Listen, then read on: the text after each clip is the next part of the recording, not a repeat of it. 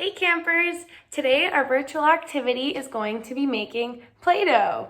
So you can use it to make things, and I decided to make this little smiley face, but you can make whatever you want. So let's get started.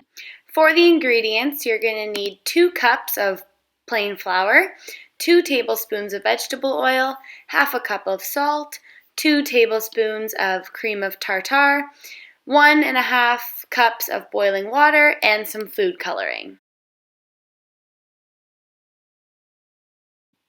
First, you're going to mix the flour, the salt, the cream of tartar, and the oil into a bowl, and then mix it all up until it's smooth.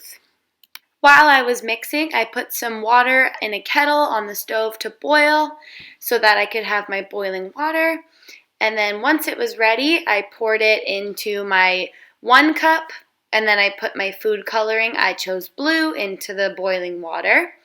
And then I added that to the mix. And then I ended up needing another half cup, so I added that into the mix. And then I mixed it all together.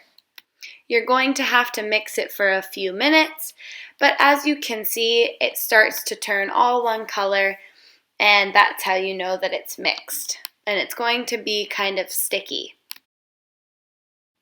So once it's all mixed, you're going to let it cool off for a few minutes, and once it's cool, you're going to take it with your hands and just smush it all together so that you can get a nice smooth texture.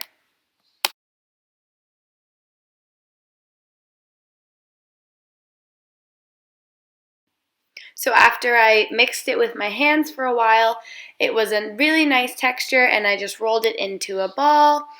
And then I took off a little piece, rolled it into a ball, and made a smiley face.